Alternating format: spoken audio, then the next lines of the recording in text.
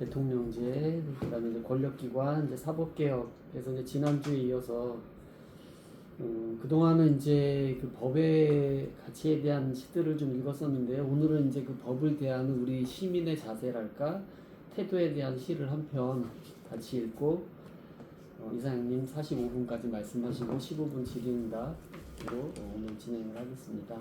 예, 김수영의 어느 날 고궁을 나오면서 라는 시인데요.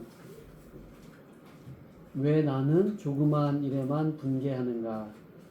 저 왕궁 대신에, 왕궁의 음탕 대신에 50원짜리 갈비가 기름덩어리만 나왔다고 분개하고, 옹졸하게 분개하고, 설렁탕집 돼지 같은 주인년한테 욕을 하고, 옹졸하게 욕을 하고, 한번 정정당당하게 붙잡혀간 소설가를 위해서 언론의 자유를 요구하고, 월남 파병에 반대하는 자유를 이행하지 못하고 30원을 받으러 3번씩 4번씩 찾아오는 야경꾼들만 증오하고 있는가. 옹졸한 나의 전통은 유구하고 이제 내 앞에 정서로 가로놓여 있다. 이를테면 이런 일이 있었다. 부산의 포로 수용소의 제14 야전병원에 있을 때 정보원이 너스들과 스폰지를 만들고 거지를 개키고 있는 나를 보고 포로 경찰이 되지 않는다고, 남자가 뭐 이런 일을 하고 있느냐고 놀린 일이 있었다. 너스들 앞에서. 지금도 내가 반항하고 있는 것은 이 스폰지 만들기와 거지 접고 있는 일과 조금도 다름없다. 개의 울음소리를 듣고 그 비명에 지고 머리에 피도 안 마른 애놈의 투정에 진다. 떨어지는 은행 나뭇잎도 내가 밟고 가는 가시밭. 아무래도 나는 비켜 서 있다. 절정 위에는 서 있지 않고 암만 해도 조금쯤 옆으로 비켜 서 있다. 그리고 조금 옆에 서 있는 것이 조금쯤 비겁한 것이라고 알고 있다. 그러니까 이렇게 옹졸하게 반항한다. 이발쟁이에게, 땅 주인에게는 못하고 이발쟁이에게, 구청 직원에게는 못하고 동해 직원에게도 못하고 야경꾼에게 20원 때문에 10원 때문에 1원 때문에 우습지 않느냐 1원 때문에. 모래야 나는 얼마큼 작으냐, 바람아 먼지야 풀아 나는 얼마큼 작으냐, 정말 얼마큼 작으냐. 시대를 살아가는 어떤 시민의 또 소시민의 어떤 비애와 결의가 느껴지는데, 우리가 시민으로서 어떤 마음으로 이 사법개혁과 권력기관들을 대해야 되는지 느끼게 하는 시라서 같이 한번 나눴고요. 그럼 지금부터 이사님께 뜨거운 손뼉으로 오늘의 강의를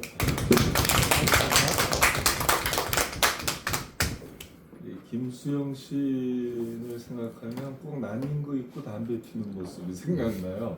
이 양반의 모든 스탠다드 사진들이 그렇게 찍혀 있거든요. 그죠? 그 머리를 이렇게 치켜 세우고 상도머리라고 그러나? 그런 거 하고 난닝구 푸름한 거 입고서 소주잔 비우는 그런 김수영. 눈은 허공을 바라보고 뱅해한 김수영이 생각나는데, 김수영이 왜 나는 작은 것에만 분개하고 스스로 얼마나 작은지를, 특히 권력 앞에 무기력한 소시민성을 드러내고 있는 그런 시잖아요.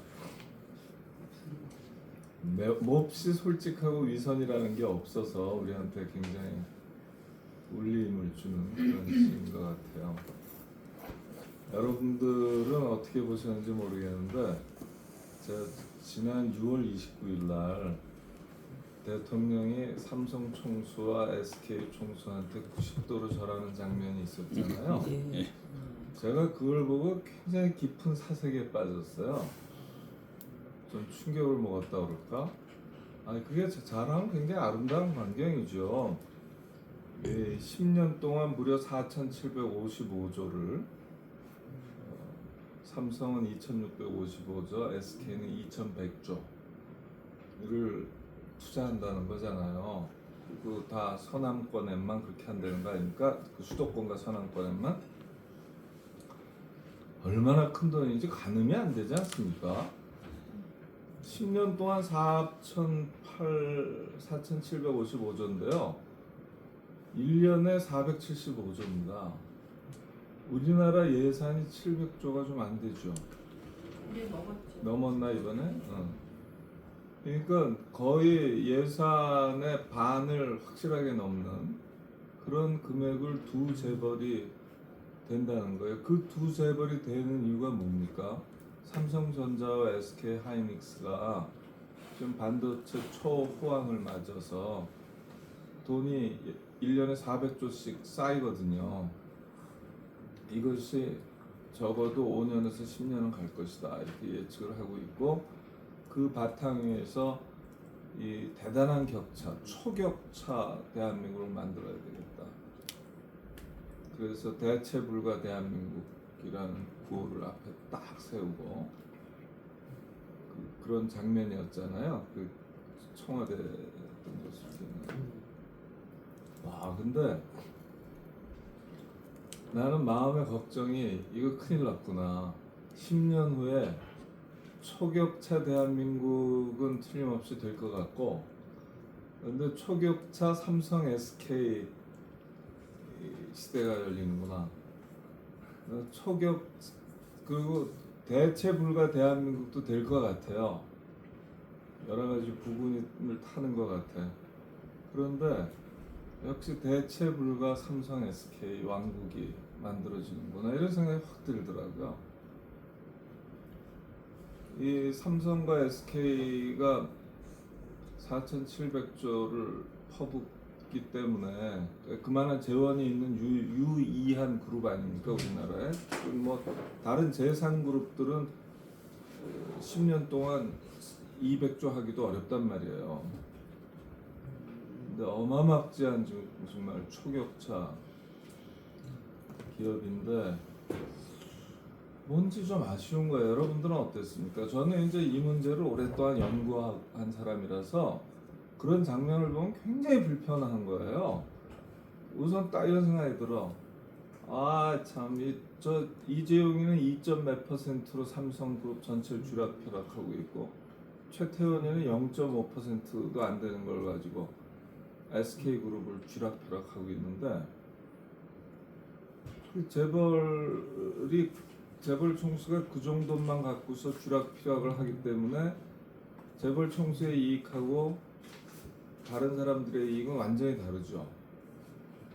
그러니까 그룹 전체의 이익하고 재벌 총수의 이익이 달라요. 왜냐면 3%만 동일한 거거든. 사실은 97%가 다른 거예요. 작게 봐줘도. 그래서 이제 그걸 삥땅을 해먹는데, 이런 구조, 내가 그걸 이제 나중에 우리 재벌 개혁할 때 얘기를 하겠지만, 그걸 빨대 꽂기 특권이라고 그러거든요. 계열사에다 빨대만 꼽으면 자기 거야. 그냥 쭉 빨아먹으면 돼. 계열사 양쪽이 거래하는 것도 내가 총수면 다 내 꼬붕들이잖아요. 그러니까 사실은 이건 쌍방대리거든요. 그러니까 내 거래예요, 내 거래. 이 계열사 간의 거래도 얼마든지 나를 이롭게 하는 방향으로 하게 만들죠. 그게 이제 삼성물산, 제일모직의 합병 같은 건데, 이런 부분이 그대로란 말이에요. 그리고 재벌이 누리는 정치적 영향력이라는 건 어마막지하죠. 그냥 재벌 총수도 한 표, 나도 한 표, 너도 한 표지만 실제로 재벌 총수는 기본적으로 100만 표 이상을 갖고 있다고 봐야 될 겁니다. 100만 표도 더 되지. 왜냐하면 웬만한 입법과 정책을 비토할 수 있는 권리가 사실상 있거든요. 사실상 자본 파업을 한다 그러면 아이고 무서워 해갖고 말을 안 들을 수가 없단 말이에요. 그러니까 정치 권력도 그대로 있고, 소유 지배 괴리 구조도 그대로 있고, 자기 대리 특권을 통해서 사익 편취 특권도 그대로 남아 있단 말이에요. 그런 마당에 대통령이 두 총수한테 국민을 대신해서 국민 영웅 이러면서 절을 90도 함으로써 우선 재벌 개혁이 날아갔구나 이 생각이 드는 거야. 일단 우리 같은 사람한테는 저 재벌 개혁이 날아갔네. 근데 재벌 개혁이 날아가면 여러 가지가 날아갑니다. 재벌 개혁을 지렛대로 할 때만 노사정 대합의가 가능하거든요. 노사정 대타협. 근데 노사정 대타협이 없이는 대한민국 경제나 대한민국 시스템이 한 단계 더 나아가기가 어려워요, 사실은. 노는 노대로 임금 인상주의에 빠져 있고 사는 사대로 그런 지배구조 문제를 엄청나게 안고 있고 또 정부는 그동안 사쪽 편을 많이 들어줬고 이런 거라 이제 필요한 노사정 대합의를 이뤄내야지만 되는데 그것이 이재명 정부가 되길 많이 바랬거든요. 근데 저렇게 10년 동안 투자받은 거가 고마워서 감지덕지잖아요. 사실 고맙지 어떻게 생각하면. 그래갖고 허리를 90도로 꺾어 보이는 우리 그동안 없었던 거 아니에요. 대통령이 재벌 총수한테 2대 총수한테 그렇게 허리를 꺾은 걸 봤습니까? 그 장면이 연출됨으로써 재벌 개혁을 지렛대로 하는 노사정 대타협도 당분간은 말도 꺼낼 수가 없구나. 우선 이런 생각이 들죠. 그 다음에 여러분들 정부가 무지하게 투자하는 겁니다. 정부가 뭐 해주기로 했습니까? 물 전부. 물 어마막지에 우리는 좀 상상할 수가 없는 거예요. 거기에 뭐 한 20만 톤이면 되는 사람들 용수인데 65만 톤을 해줘야 돼. 근데 전기도 몇 기가를 해줘야 돼요. 그 다음에 인허가 다 색색이로 해줘야 돼. 그냥 최고 빨리 규제 합리화 다 해줘야 돼. 용지 만들어줘야 돼. 이미 이재명 특유의 속도감을 가지고 그저껜가 벌써 광주 공항 군공항을 그 부지로 주기로 했잖아요. 광주 전남의 첫 번째 뭐라 그래 반도체 팹 만드는 부지로 주기로 했거든. 굉장히 빨리 그런 거 잘 하고 있는 거예요. 변심할까봐 애인이 변심하면 안 되잖아. 그러니까 빨리빨리 그 못을 막 받고 있는 거거든. 그런데 조금만 생각해 보면 인프라를 우리가 다 대준 거거든요. 다 대주겠다고 하는 게 최소한도 수백조어치 해주는 거예요. 그 수백조를 수천조를 투자한다고 수백조를 해주는 거거든. 그 해주면 우리가 뭘 받아야 되잖아. 그냥 공으로 해주는 거거든. 그럼 결과는 뭐냐면 양대 재벌은 덩치가 너무 커지는 거예요. 다른 재벌하고는 차원이 달라지죠. 물론 두 슈퍼 우량 기업을 갖고 있기 때문에 어쩔 수 없는 면이 있어. 그런데 이거를 그냥 사실로 기정사실로 인정을 다 해주고 들어가는 거하고 그러지 않고 잠깐만 이 투자해주는 거 굉장히 고맙고 정말 꼭 필요한 일이다 해서 내가 박수 치는데 이 투자 이후 10년 이후에 우리 사회 경제 모습이 어떻게 될지 굉장히 우려되는 게 많다. 재벌 집중도는 훨씬 더 강해질 것이고 격차 사회는 격차는 더 벌어질 것이고 그러니까 양극화죠. 더 벌어진다. 그러면 집중도를 완화하고 격차를 어떻게든지 완화시키면서 이런 대한민국의 경쟁력은 최고도로 할 수 있는 방안 그리고 이게 분배 같은 건 나눠주질 않잖아요. 지금도 다 400조 1년에 버는 돈은 다 그 기업 거라는 게 전제돼 있잖아요. 앞으로도 계속 그 기업 거라고 그 주주들 거라는 게 전제가 돼 있거든요. 근데 사실은 반도체 산업뿐만 아니라 우리나라의 모든 대형 기업들은요, 초대형 기업들은 국가가 지독하게 밀어줘서 만들어진 거예요. 국가가 엄청나게 금융 지원이나 재정 지원이나 인프라 투자를 안 해줬으면 어떤 기업도 지금의 모습을 갖출 수가 없는 거거든요. 그러니까 우리 지금 분배가 이제 저게 총 700만 명의 고용 유발 효과가 있다고는 얘기를 하는데 그건 이제 나중에 까봐야 합니다, 사실은. 그러면 도대체 저 안에 포함되는 사람들은 녹아나는데 저 바깥에 있는 사람은 손바닥 뜯고 살 가능성이 높아지거든. 그러니까 이게 굉장히 복잡한 문제가 있어서 저렇게 엄청난 지원을 해줄 때는 반드시 조건을 붙여야 돼요. 근데 우리는 조건 한 개도 붙이지 않고 그냥 좋아서 막 고마워서 감지덕지하는 태도만 보였거든. 이러면서 재벌 총수가 갑자기 저 경영권 세금 하나도 안 내고 한 놈들이고 틈만 나면 나쁜 짓도 많이 했던 놈들이다. 뭐 이런 것도 좀 있어서 내놓고 살질 못했거든. 좀 그것도 약간 지나친 면이 있었다 칩시다. 근데 지금은 아이돌이 되어버렸어. 젠슨 왕이 왔다 간 다음에 깐부 치킨에서 치맥회도 한 다음에 얘들이 이제 아이돌 수준이 되어버렸잖아요. 거의 BTS급 아니야? 이제 이재영과 최태원 이런 친구들이. 나는 얘네들이 지난 여름에 한 일을 내가 샅샅이 기억하고 있는데 아니 뭐 우리 개인적인 뭐 감정이 있는 게 아니기 때문에 그냥 멀찌감치서 보는데 아무튼 저런 미화, 일방적인 미화는 대단히 부당하다. 이런 생각을 저는 금할 수가 없는 거예요. 이게 나라가 잘 되는 길인 건 맞는데 걱정을 무지하게 많이 하게 되는 거였어요.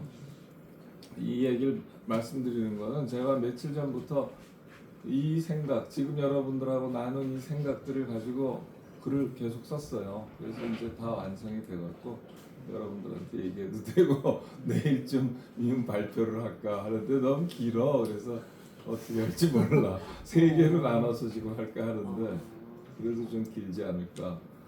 만약 글을 내신다면 이런 반대 생각도 한번 해보셔야 돼요. 그 기업들이 질문은 발제하시는 거고요. 질문은 나중에. 맞아요. 아니 우리 신 선생님이 하시는 말씀이 다 좋은 말씀일 거라고 생각하고요. 얼마든지 할 수 있는 얘기고 지금은 다 축제 분위기잖아요. 그래서 저보다도 이런 얘기 더 잘할 수 있을 사람들이 없지 않을 텐데 그 사람들도 눈치 보고 여론의 눈치도 보고 괜히 찬물 끼얹지 않으려고 하는 건지 보통 같으면 이 정도 사안이면요 막 논설이 쏟아져 나와야 되거든. 왜 조건을 안 붙였냐서부터. 왜냐하면 우리가 다 알잖아. 저 버니 샌더스라고 있잖아요. 버니 샌더스가 미국 의회에 낸 법안이 있어요. 그 법안에 어떤 조건들을 붙이는지 다 나오거든. 그런 게 웬만큼 아는 사람도 다 알고 있는 거거든. 또 내가 좋아하는 경제학자 중에 마리안나 마추카토라고 있어요. 굉장히 훌륭한 사람. 책도 5권쯤 번역돼 있네. 그런 사람들 다시 좀 불러내서 생각도 해보고 해봤는데 아무튼 좀 걱정이 돼서 처음에 말씀드렸고요. 조금 전까지 고민하던 주제이기 때문에 입을 열면 나올 수밖에 없는 거고 지난 시간에 했던 게 뭐냐면요. 사법개혁을 하면서 우리나라 사법이 갈라파고스적 사법이다 이런 얘기한 거 기억나시죠? 네. 갈라파고스라는 건 진화가 멈춘 것, 고립된 곳인데 그 5가지 측면에서 그래요. 우선은 제왕적 대법원장이다. 대법원장이 전국의 모든 법관에 대한 인사권, 승진권, 전복권 뭐 이런 거를 한 손에 장악하고 있다. 이런 대법원장은 세상 천지에 없다. 이 부분을 반드시 손봐야 된다. 개헌이 요구될 것이다. 두 번째로는 이거는 왜냐하면 법관의 독립을 해치는 거거든. 법관이 대법원장 눈치 보나 바깥에 대통령 눈치 보나 뭐 별 다를 게 없잖아요. 사실은. 눈치 보지 않고 독립적으로 판단해야 되는데 오로지 헌법과 법률과 양심에 따라서만 그 양심도 웃기는 거지만 헌법과 법률에 따라서만 심판을 해야 되는데 이거 대법원장이 어른거리면 되겠냐고. 대법원장만 어른거려? 대법원장이 임명한 소법원장, 법원장들도 어른거리고 그럴 거 아닙니까? 그래서 문제가 많다는 얘기고 두 번째로는 우리나라 재판 판사 수가 너무 작다. 그죠? 그 카운슬 오브 유럽에 대비해서 3분의 1. 미디엄 값의 3분의 1밖에 안 된다. 작아도 너무 적어도 너무 적다. 그죠? 그래서 최소한 하급심 법원을 2배 이상 늘려야 되는 것만은 틀림없다. 그리고 나서 대법관을 늘렸어야 되는데 대법관부터 덜컥 늘리는 악수라면 악수를 뒀다. 그리고 이것이 나중에 법원의 정치적 편향을 결국은 가져오게 돼 있다. 왜냐하면 대법원장이 대법관을 제청하기 때문에 대법관은 기본적으로 대법원장의 성향을 쫓아가게 돼 있고요. 그 제청이 27년, 28년, 29년 3년간에 걸쳐서 15명인가가 되거든요. 그러니까 4명씩 3년간 증언하는 것과 퇴임 법관이 돌아오는 거 해갖고 그래서 이게 6년 단위로 돌아가게 되면 그 3년 동안에 언제나 여간 어느 일정 기간은 엄청난 성향 우위가 발현되겠죠. 그래서 그런 것들은 바람직한 게 아니다 말씀드렸고, 세 번째로는 우리나라는 배심제도나 참심제도나 치안판사제도나 뭐 이런 이른바 시민의 사법 참여가 거의 전무한 나라다. 이건 전 세계적으로 매우 드문 사례다. 그래서 그 얘기를 이제 오늘 좀 더 하려고 하는 거고요. 네 번째로는 전관 비리. 도대체 대법관이나 한 사람들이 심지어 대법원장을 하건 대법관을 하건 헌법재판관을 하건 법원장을 하건 이런 사람들이 전부 다 나와서 영입되잖아요. 그러면 로펌에서 광고를 때리잖아요. 아무개 대법관 영입. 그 신문에 큰 광고를 때리고 그걸 그리고서 돈을 자기 정관 경력을 시장에서 돈으로 환산하지 않습니까? 그게 이제 특히 대법관의 경우에 지금 대법원에 올라오는 사건의 70% 정도가 심리 불속행이 되거든요. 지난번에 말씀드렸을 거예요. 심리 불속행이나 사실 기각각하나 아무 차이가 없는데 아무튼 심리 불속행 사건이 6분의 1이 적어요. 그러니까 대법관한테 맡기면 6배가 높은 걸로 드러나 있어. 그러니까 심리 불속행 당하지 않고 일단 통과. 그 변호사 면이 살잖아. 역시 영감님을 썼더니 심리 불속행 당하진 않았다. 뭐 이런 게 되잖아요. 이게 창피한 거잖아. 이게 전 세계에 부끄러워서 얼굴을 들 수 없게 하는 거거든요. 뿐만 아니에요. 검사도 마찬가지입니다. 검사도 우리나라 검사는 지난번에 말씀드렸다시피 오만 권한을 다 갖고 있거든요. 수사도 직접 할 수 있을지, 수사 개시, 인지 수사, 수사 보안, 뭐 재수사권, 수사 종결권, 수사 지휘권, 뭐 기소 독점권, 기소 편의권, 불기소권, 지멋대로권이잖아요.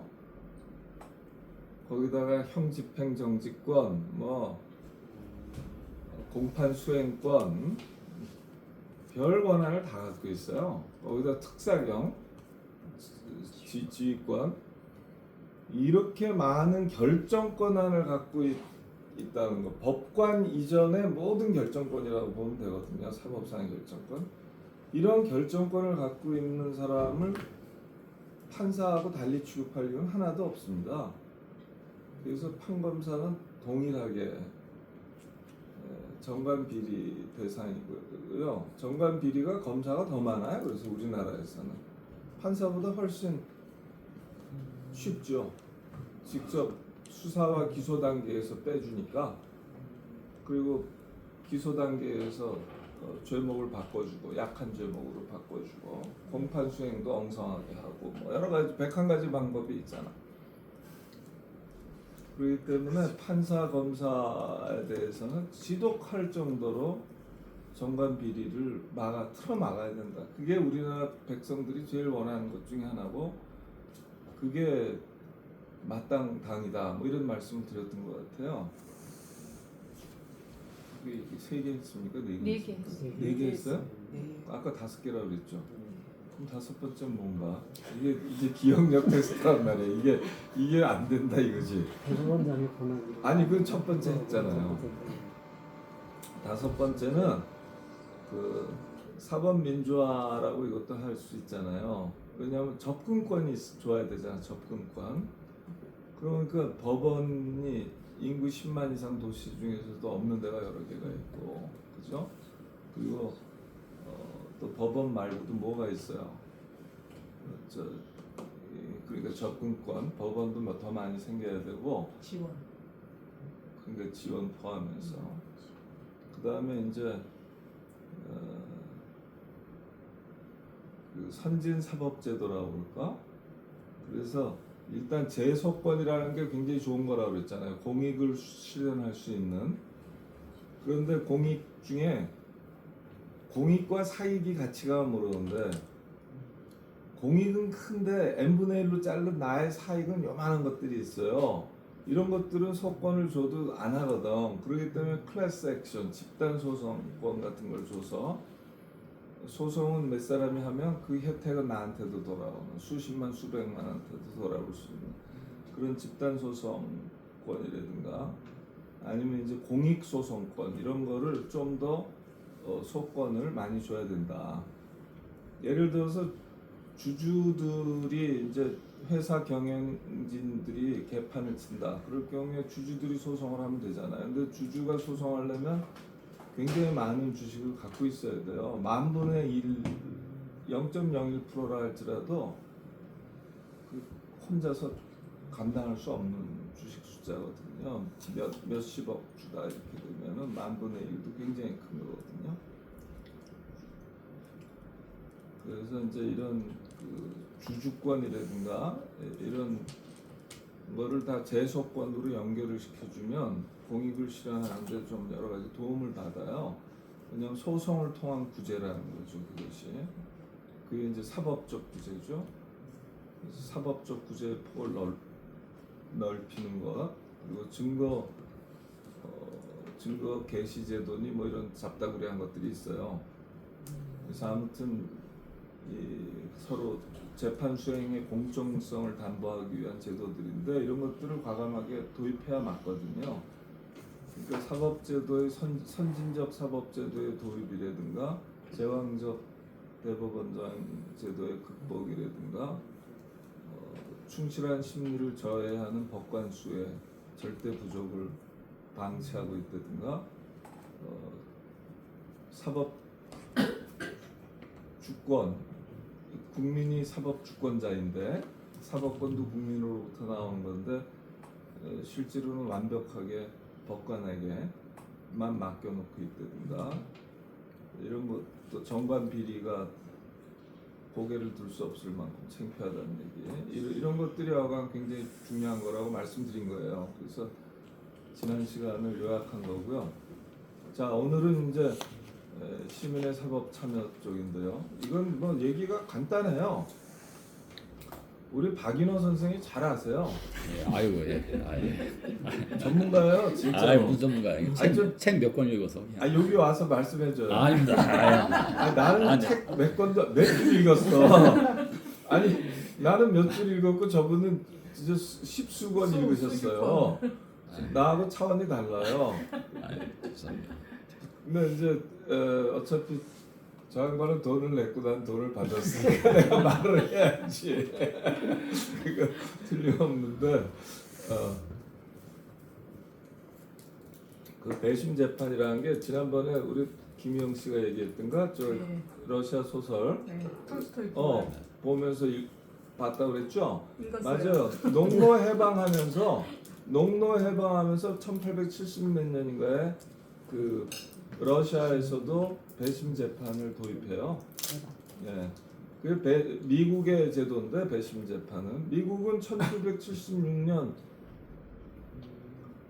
이제 미국 헌법을 독립선언을 했고 그래서 250주년이 며칠 전이었어요. 4th of July 7월 4일이거든. 그 선언한 날이야.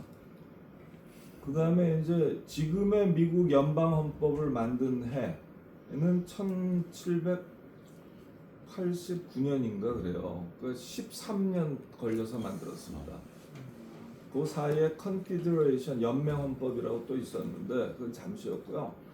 이건 13년이나 더 걸려서 미 연방 국가를 실제로 출범시키는 거거든요.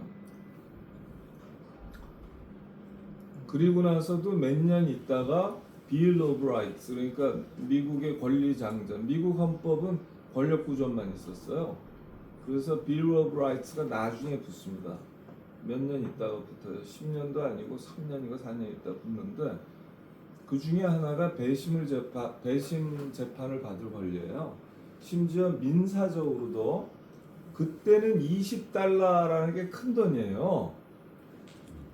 $20 이상 소액이 소가가 $20 이상인 경우에는 그게 손해배상 사건이 되든 재산권 사건이 되든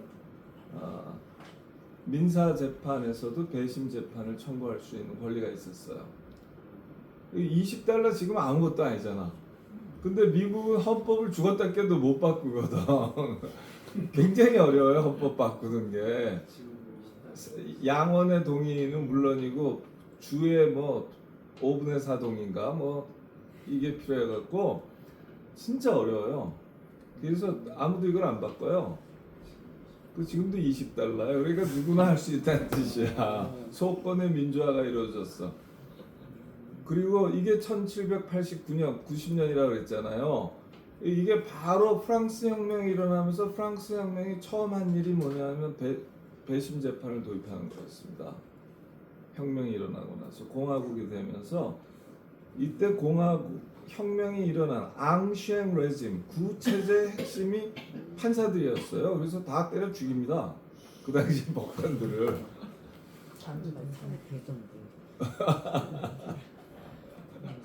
그런데 그리고서는 구체제가 무너지는 거거든요. 그래서 구체제가 무너지기 직전에는 언제나 사법부 권위가 땅에 떨어져요. 우리가 지금 그런 형편이었죠. 왜냐하면 엘리트 중에 엘리트로 보기 때문에 이 엘리트의 권위가 땅에 떨어지면 혁명이 일어나는 거잖아요. 그래서 유럽에서는 1800년대서부터 전부 다 유럽의 모든 나라에 배심 재판이 도입됩니다. 근데 해보니까 귀찮아. 돈도 많이 들고 시간도 많이 깨지고. 그래서 이제 유럽의 또 여러 나라들이 참심제라는 걸로 바꿔요. 그게 이제 미국의 제도는 정말 어디서 왔겠습니까? 당연히 영국서 왔지. 영국서. 그 영국이 배심 재판 더 오래됐지. 근데 미국은 형사 배심서부터 시작해갖고 민사까지 했고 영국은 아마 형사만 있었을 거야. 박인호 선생님. 민사 하다가 없앴어요. 민사하다가 70년대 70년대 1970년대까지 했어요? 좀 하다가 아예 없앴어요. 그거 봐, 내가 다 물어볼 거야 이제.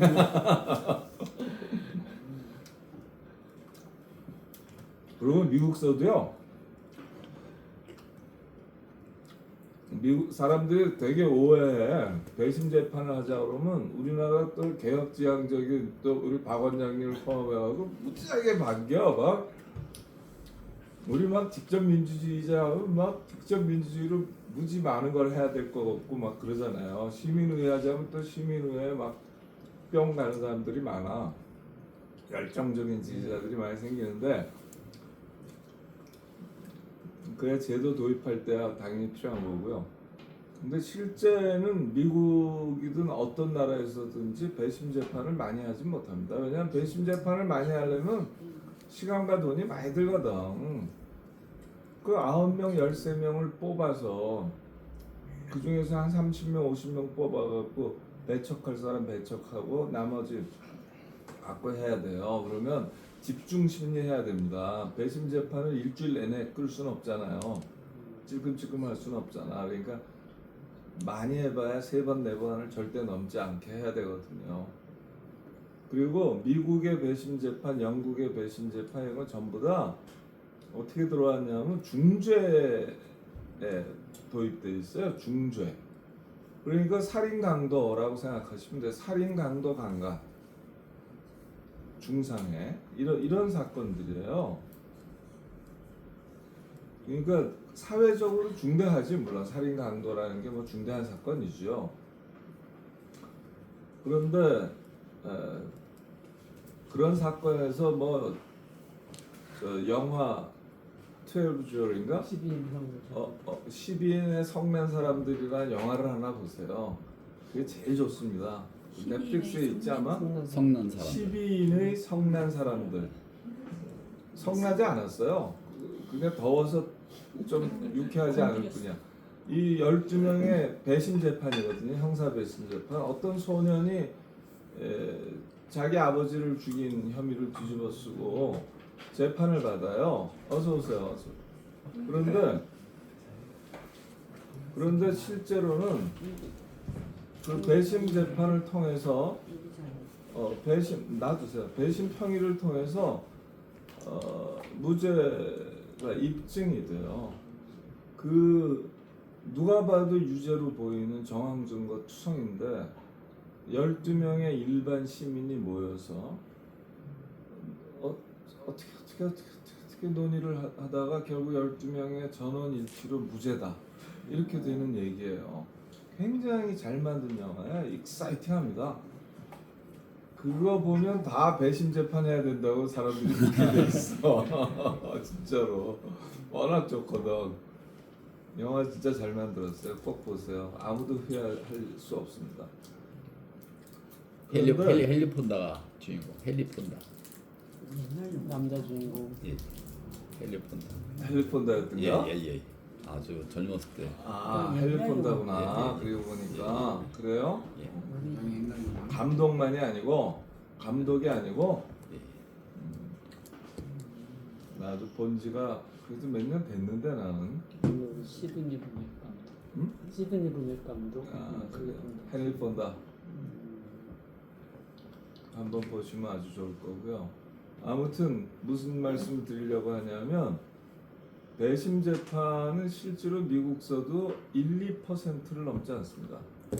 형사건 민사건 똑같습니다. 왜냐하면 미국의 형사 재판은요, 검사와 피고인이 판사 앞에 와서 플리바겐이라고 해서 유죄 협상이라는 걸 해요. 거기 문서에 서명합니다. 이거 공판이 안 열려요. 그러니까 공판이 안 열리니까 배심 재판을 할 이유가 없는 거죠. 증거가 너무 명확해요. 그러니까 대부분 증거가 명확한 사건이 95%는 없습니다. 그러니까 딱 봐서 저 판사가 이 증거 명확한데 배심력 요구하더라도 커트 시켜서 그냥 증거, 그래서 증거법이 발달한다. 증거법. 그래서 그런 거 보면서 우리는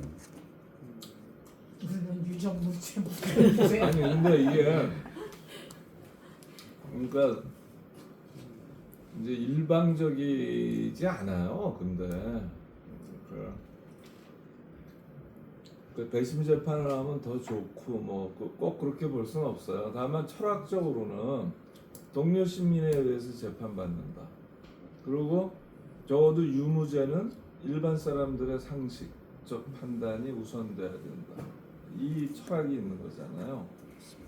그리고 중요한 공동체의 일이지 않습니까? 공동체의 규범을 정면으로 위반해서 죄를 저지른 사람, 그 혐의를 받고 있는 사람을 공동체가 징벌하잖아요. 그때 나도 나의 공익도 헤쳐진 거잖아요. 그래서 내가 그 당사자로서 나가서 재판에 참여한다는 의미가 있지 않습니까? 그렇기 때문에 배심 재판이 갖고 있는 매력이라는 건 분명해요. 그 사실은 제가 민주주의 법학 연구회라는 건 1989년에 만들었거든요. 우리나라의 진보적, 막스주의적, 진보적, 뭐 이런 좌파적 이런 법학 연구자들을 다 모았어요. 조국 교수도 그 중에 하나였습니다. 문영배.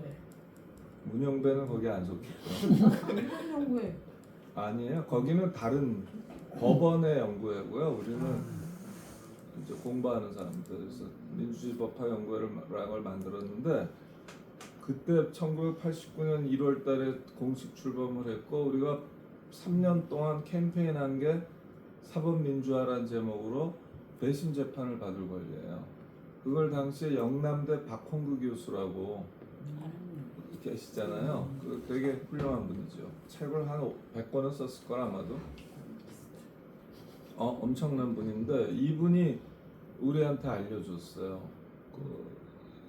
그 당시엔 창원대 교수셨는데 우리 연구회 멤버가 됐거든. 내가 영입을 했지. 근데 이 양반이 그 배심 재판을 요구할 사법 민주화가 우리나라에만 없다. 배심 재판이라는 게 시민이 시민을 재판하게 하자. 그걸 조건으로 영입이 됐어요. 그래갖고 우리가 3년 동안 열심히 캠페인을 했습니다. 사실은 이 법 자체는 뭐 노무현 정부 때 도입이 돼서 2008년부터 실시됐나 그런데요. 아무튼 그래서 우리나라에서는 국민참여재판이 2008년부터 실시됐을 거예요. 그런데 어떤 방식으로 됐냐면 첫째 신청주의입니다. 그리고 내가 2010년 10년에 재판 받을 때 나는 배심 재판 받길 원했어요, 사실은.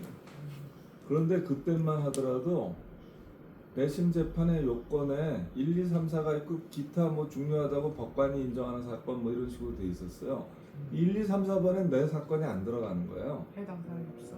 그랬어요. 그래서 마지막 법관이 필요하다고 인정되지 않냐 했는데 우리 변호인들이 법 해석을 잘못했다고 난 지금도 생각해요. 아마 저 변호인들한테 내가 배심 재판을 받아야 된다고 꼭 받자고 그랬거든요. 근데 법리 검토 결과 해당이 없다고 나한테 통보가 왔어요. 이재정 국회의원이지 나한테 그 법리 검토 결과를 갖고 온 친구. 그래서 그 친구가 나한테 빚이 있어 사실. 근데 아무튼 그때만 하더라도 제한적이었거든요. 근데 지금은 어떻게 바뀌었냐면 형사 합의부 대상 범죄. 그러니까 단독 판사한테 재판을 받지 않을 정도의 중한 범죄면 누구나 신청할 수 있어요. 그래서 재판부에서 무조건 피고인한테 저 배심 재판을 받을 권리가 있다. 신청하시겠느냐라고 물어요. 그러면 일주일 안에 노땡큐 하면 끝나는 거예요. 그거 하겠다 그러면 해줘야 돼요. 그 아무튼 신청주의입니다. 그래도 필수주의가 아니에요. 의무가 아니고 강제가 아니고 신청주의다. 자, 신청주의로 하다 보니까 어떤 문제가 나올까요? 너무 많아요. 아니에요. 꼭 해야 될 사람이 안 합니다. 예를 들면 재벌 총수가 배심 재판을 받겠습니까? 죽어도 안 받지. 변호사 데리고 재판을 해야지. 재판은 변호사 데리고 판사하고 하는 맛이지 시민이 끼어들면 골치 아파요. 제3자 개입은 예측하기가 어려워져. 그리고 무섭잖아 시민은 왠지. 그 권력자들이 다 피해요. 정무직을 했다든가 뭐 장관, 차관, 뭐 국회의원 이런 사람들이 안 하죠. 당연히 변호사 해갖고 어떻게든지 절차적으로 무죄를 받아야 되는데 시민한테 가면은 저 새끼 잡아라 이럴까봐 못해. 그 대기업 총수도 안 되고 권력층도 안 되고 고위 관료들도 그렇고 다 피해요. 그러니까 절대로 신청을 안 합니다. 그래서 우리나라에서 1년에 100건도 신청이 안 돼요. 100건이 뭐야? 거의 뭐 활용 그 주변에 없잖아요. 나 배심 재판 배심원으로 불려갔다는 사람 못 만났잖아요. 그죠? 만났어요? 아유, 아이고 행운이십니다. 행복하여라. 그 사람 뭐라 그럽니까? 예. 근데 한 8명인가였는데 결국에 5대 3으로 그냥 그 사람이 유죄를 이렇게 했다고. 그래요. 예. 그러니까 대부분 무죄까지를 주장하는 사람들이 아마 할 가능성이 높죠. 유무죄를 가를 수 있으니까 배심원들이. 근데 무죄를 주장하기가 쉽지 않은데 아까 얘기대로 95% 이상은 증거가 명확하고 다 자백이 수반된 거고 증거도 명확해서 뭐 따질 게 없거든요. 그러니까 그렇지 않은 그래도 예외적 사건에서 피고인이 원해서 무죄 주장을 하기 위해서 배심 재판을 했다는 뜻이고 전원일치는 아니고 5대3 정도로 이겼다는 건데 5대3으로 무죄가 됐다고 유죄가 됐다. 정확하게 기억은 안 나는데. 5대3. 예. 예. 되게 지금 우리나라에서는 완전 전원일치를 요구하진 않고요. 근데 그래 맞댔자는 게 어차피 우리는 권고적 효력밖에 없어요. 그 배심원의 판결에 구속력이 없습니다. 그러니까 우리 박인호 원장님이 늘 말씀하시는 건데 배심 재판에는 당연히 구속력이 있어야 돼요. 근데 구속력이 있게 된다는 건 무슨 뜻입니까? 2심으로 올라갈 수 없다는 거예요. 배심 재판에서 내가 무죄를 받았어. 그러면 이것을 검찰이 항소할 수 없는 거예요. 이거 굉장히 센 거지. 우리는 1심에서 무죄 받으면 검찰이 항소하거든. 항소 자체를 못하고 1심이 사실상 그걸로 끝난 거예요. 그죠? 맞아요. 응? 그것을 대한민국 법률가들은 안 받아들이더라고요. 안 받아들인 이유가 있죠. 그게 왜냐하면 우리나라 법률가들은 안 받아들이는데 우리나라 법률가들이 왜 배심 재판에 대해서 권고적 효력만 부여하느냐? 헌법에 법관에 의한 재판을 받을 권리가 있다고 돼 있어요. 위헌이라고. 이것을 매우 협소하게 해석하는 거예요. 그런데 법관에 의한 재판이 아니다 이거야. 만약 배심원단의 유무죄 판결에 구속력을 주는 순간 법관에 의한 재판이 아니고 시민 배심원에 의한 재판이 된다. 그러므로 받아들일 수 없다라는 것이 사법부의 입장이고 그걸 헌법학자들이 지지하고 있어요. 그래서 이 배심죄를 배심 판결에 대해서 구속력을 주려면 반드시 개헌이 필요하다는 게 현재 상황이고요. 그러니까 정작 우리가 시민의 상식적 판단으로 치죄하고 싶은 계층들은 신청주의에 의해서 빠져나가고 무죄 판결은 구속력이 없어서 검찰의 기소를 허용하고 그죠? 그러면 영리에서는 어떻게 돼요? 무죄 판결이 나잖아요. 끝납니다. 그냥 끝나요. 예. 유죄가 되면 어떻게 돼요? 2심에 올라가가지고 2심에서 유죄만 다뤄요. 예. 그래서 2심에서 유무죄를 다시 다 법률적인 제도만 법률 쟁송만 다뤄요. 그러니까 그래서 2심이 또 전원 합의체가 있어가지고 거기서 2심제예요. 형사사건. 그러니까. 예. 지금 이제 미국의 경우에 사실상의 2심이다. 왜냐? 미국은 주 대법원이 있잖아요. 주 대법원도 사실은 정책법원이에요. 지금 박인호 원장님이 말씀하신 게 정확한 것이 주 대법원도 몇 건 다루질 않습니다. 그러니까 정책법원이에요. 말하자면 걔네식으로 하면 걔네들의 헌법재판소예요. 주 대법원도 그렇고 연방 대법원도 걔네들의 헌법재판소입니다. 그래서 1년에 다루는 사건이 몇십 건 되질 않아요.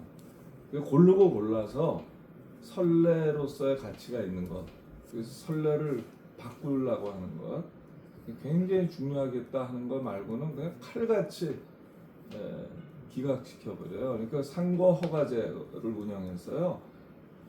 100건이 올라오면 2건, 1건, 뭐 이 정도밖에 안 받아줘요. 대전 대법원 1년에 15,000건을 받아가지고 한 80건만 걸립니다. 그러니까 그 정도.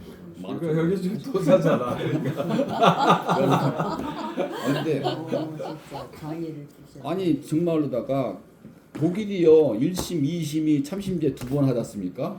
그 대법원이 숫자가 많잖아요. 그렇죠. 그 구도가 똑같아요. 그러니까 참심제로 하면서 1심을 사실심으로 2개 나눠놓고 그 다음에 대법원이 숫자가 많고 헌법재판소가 있는 거지 따로 않습니까? 있어 독일은. 그러니까 대륙법의 1심, 2심을 합친 것이 그냥 영미법의 배심죄예요. 한 번에 끝. 그래서 독일에서 그걸 2번에 나누는 거예요.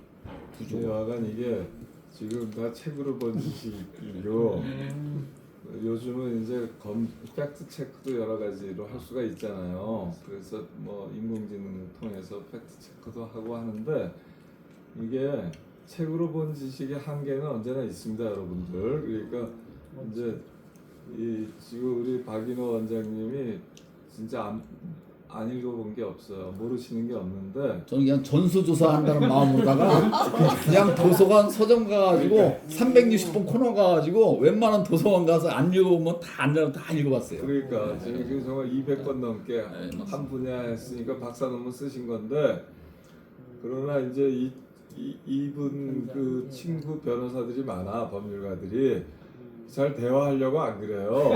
왜냐하면 이게 깊이 대상이 됐어요. 왜 박인호가 이제 대화 안 왜냐하면 한다. 여기는 확신을 갖고만 하는데 변호사들은 회의하는 방법 그러니까 미팅이 아니라 스캡티시즘 의심하는 방법을 체계적으로 훈련받은 사람들이거든. 어떤 명제든지 의심하는 훈련을 받았단 말이에요. 그래서 어떤 명제든지 다 들여다보면 갑설을설 병설로 나뉜다. 이건 기본이거든. 우리 박인호 원장님은 일단 통설이 정설이야. 그러니까 이제 그걸로 그냥 제가 강하게 주장을 하니까 뭐 저 제가 친구가 많이 알긴 하는데 아이고 말하면 골치 아프다 이래갖고 서로 이제 안 하게 되는 거거든. 그래서 이유는 있어요. 그게 저 박 원장님 쪽에도 이유가 있고 그 또 법조인 친구들이 갖고 있는 편협함도 있고 다 있죠. 그렇게 해서 7분 남았는데요. 맞아요. 이제 우리 다 말씀 끝났어요, 거의 다된것 이제. 같고 우리 다 끝났어. 톡방에 보안 수사권 얘기가 좀 질문이 뭐 몇 건 있는데 혹시 그 한 말씀 정도 해주실 수 있나요? 요거 하고 나서 그 제가 이제 배심 재판을 그래서 어떻게 하면 좋다고 생각하냐면요. 5대 중대 사건에서만 하자는 게 제 입장이고요. 5대 중대 사건에서는 필수로 하자는 게 제 입장이에요. 첫 번째는 뭐냐면 중대한 사건인데 무죄를 다투는 중대한 사건이에요. 중대한 사건이라는 건 이제 일단 뭐 형량이 뭐 징역 1년 이상이라든가 뭐 그래야 되겠죠. 그래서 무죄를 다투는 사건 첫째는. 두 번째는 표현의 자유 사건. 근데 표현의 자유 사건이라는 게 있지는 않죠. 그 뭐냐면 명예훼손죄라든가 허위사실 유포죄라든가 뭐 또 뭐가 있을까? 뭐 국가보안법 죄도 마찬가지죠. 그러니까 찬양 고무, 선동죄 이런 것들은 표현의 자유와 관련되기 때문에 이건 공동체 시민들의 상식적 판단이 중요하다 이렇게 생각을 해요. 그리고 대체로 이런 사건들은 유무죄를 다투는 사건들이죠. 그리고 권력층의 독직 비리 사건. 되게 뇌물을 먹었다 안 먹었다 이런 거잖아요. 뇌물이다 정치 자금이다 이런 거잖아요. 근데 뇌물을 3시에 먹었는데 니들이 4시라고 말해서 틀린 거야 이 새끼야 난 무죄야 이런 거거든. 뇌물을 왼쪽 손이 받았어 임마. 근데 넌 지금 오른쪽 손이 받았다고 주장하고 있어. 그래서 틀린 거야. 그래서 무죄야. 속으로 이렇게 생각하면서 무죄 주장하는 사람들이 많죠. 네가 준 뇌물을 내가 왼쪽 서랍에 넣었는데 너는 지금 오른쪽 서랍에 놓고 갔다고 얘기하고 있다. 검사가 그렇게 주장을 하고 그렇게 입증을 못하고 합리적인 의심의 여지를 남겨놓으면 무죄다 이렇게 되는 거잖아요. 근데 아무튼 권력층의 독직 비리 사건들, 직권남용이라든가 뭐 이런 것들 다 포함되겠죠. 뇌물죄 이런 것들, 사후수뢰죄 포함해서. 그 다음에 대기업의 환경범죄라든가 중대재해 범죄라든가 중대 산재 범죄죠. 또 그런 소비자 사기 범죄, 금융 사기 범죄, 뭐 이런 것들 있잖아요. 금융기관의 금융 사기라든가 해서 피해자들이 다수이고 심각한 범죄들, 대기업 범죄들 이런 거에 대해서는 시민의 판단을 받아보는 게 좋겠다. 마지막으로 지금 내가 4가지 얘기한 거 맞죠? 네. 맞죠? 네. 마지막으로는 판검사들의 법 왜곡죄. 판검사들의 법 왜곡죄가 과연 유죄이냐 무죄이냐, 이게 법을 왜곡했다는 게 사실관계 같지만 사실관계가 아니거든요. 사실은 법을 왜곡했는지 어쩐지를 알려면 법을 알아야 왜곡했는지를 알잖아요. 그래서 이게 사실관계라면 배심 없는 판결 대상이 되는데, 이걸 완전히 법률 문제라고 그러면 법관이 해석을 해야 되겠죠. 근데 사실 상당 부분 사실관계가 있을 거예요. 있기는. 그래서 이런 통상적인 사실관계에 법리를 이렇게 적용한 것이 맞느냐, 이런 판검사의 법 왜곡죄는 이걸 판검사가 판단하게 하는 건 좀 무리가 있지 않습니까? 그 손이 안으로 굽잖아요. 당연히 팔이 안으로 굽죠. 그래서 판검사의 법 왜곡죄를 입법을 한 마당이라면 그거는 시민의 배심 판단을 받게 하는 게 좋겠다는 게 저의 입장이에요. 이 5가지와 관련해서 일단 그럴듯할 수는 있잖아요. 주장은 그럴듯하면 되는 거예요. 이걸 실무적으로 여러 가지 문제가 왜 없겠어. 그러나 일단 방향을 저는 그렇게 제시했는데, 첫째는 권력층과 대단히 중대한 범죄들이고요. 그리고 시민의 상식적 판단이 요구된다고 생각하고, 그 부분에 대해서는 필수로 한다. 그러면 이건 강도 살인 사건보다는 조금 더 많을 것 같은데, 그렇다고 아주 많지는 않습니다. 그러나 이 가장 중대한 사건에서 시민이 사법주권을 행사하게 되면 모든 사건에서 사실상 사법주권이 관철된다라고 볼 여지가 있지 않을까 하는 게 저의 생각이에요. 그리고 참심죄는 뭐냐면 배심죄하고 다른 게요. 배심죄는 주로 형사재판에서 유무죄를 다루는 거였고요. 미국 같이 이제 민사재판에서도 허용하는 경우에는 불법행위인지 아닌지를 가려주는 거예요. 이것이 불법행위면 손해배상 책임을 낳는 거거든. 그래서 미국에서 가끔 우리 해외 토픽 시간에 보는 판결들이 있잖아요.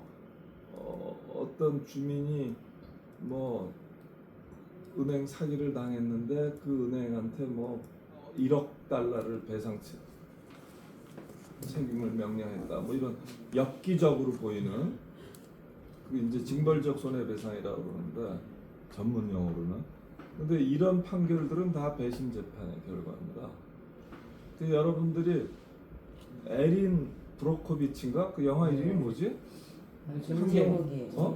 영화 제목. 그래, 네. 그 환경운동가 네, 얘기. 네, 줄리아 뭐 로버츠. 썩 잘 만든 영화 같지는 않아. 솔직히 난 보면서 좀 싱겁더라고. 솔직히 말하면 카트가 더 잘 만든 영화 같아 내가 보기에는. 그런데 에린 브로코비치 같은 것도 일단 환경 오염 문제를 쌓은 거거든요. 그래서 배심에서 그 손해배상 책임이 인정되는 그 얘기를 다루고 있어요. 뭐 보실만은 해요. 그 줄리아 로버츠가 나오지 아마.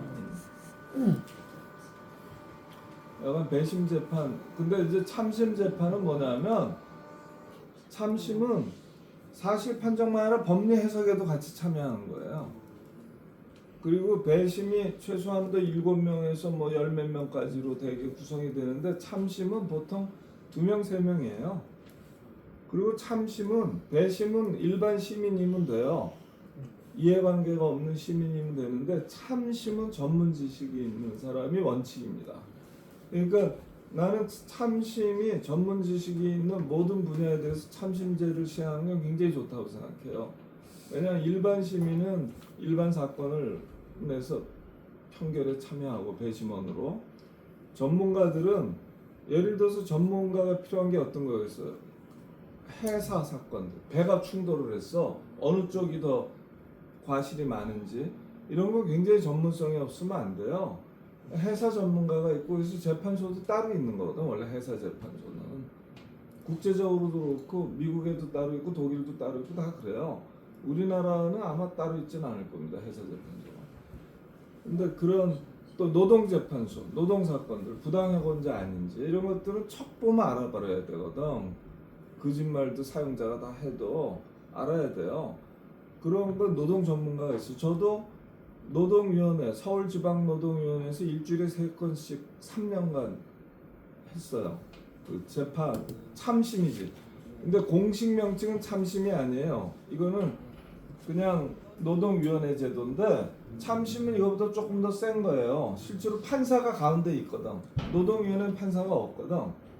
이 공익위원 3명이서 노동자위원과 사용자위원 1명씩 해서 5명이서 심리를 하고, 평결은 노동자위원, 사용자위원은 빼고 공익위원 3명이서 3대0이나 2대1로 결정하면 되거든요. 참고로 제가 얼마나 성적이 좋았냐면 민주노총 추천으로 들어간 사람 중에서 전국 1등. 노동자 승소율, 내 앞에 오는 노동자들은 95% 이상 승소했습니다.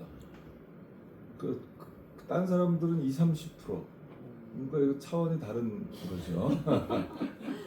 비결이 뭔지 사람들이 무지하게 궁금해하고 나한테 교육도 받았어요. 그래서 제가 2차례 교육까지 하는 영광을 가졌는데, 그게 뭐 가르쳐 준다고 실천할 수 있는 게 아니라서 딴 사람들은 승률을 높이지 못했던 것 같고요.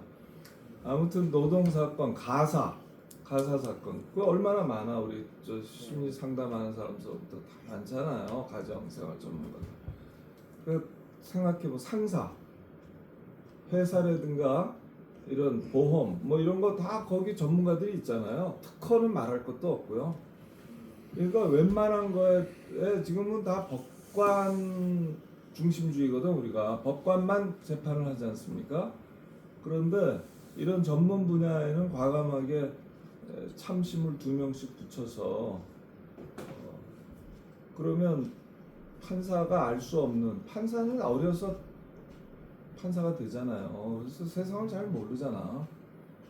법리만 알지. 그러니까 이런 세상 일에 빠삭한 어떤 전문 분야 전문가들은 참심으로 소화를 하고, 그렇지 않은 분야들은 이제 배심으로 하면 된다, 이렇게 생각을 하죠. 그게 저의 생각이고, 제 생각의 독특성은 필수적 배심이다. 그리고 너무 배심이 많아지면 효율성에 안 좋으니까 아주 상징적이고 중대한 사건들 5대 범주 정도로 묶어서 그 사건들에 대해서는 필수적으로 적용하게 한다는 게 저의 기본 골조였다는 말씀을 드리겠습니다. 네. 보안수사권 문제는 다음 주에 또 다시 다른 주제 다룰 때 그때 논의하기도 하고요. 근데 1시간이 지나서 오늘은 이제 약속대로 이 자리로 마무리를 하고, 일단은 오늘 이제 좀 현장에 참여하신 분들 중심으로 서로 같이 친교의 시간을 오늘은 보내도록 하겠습니다. 네, 수고하셨습니다. 제가 말씀드리려다 못 드린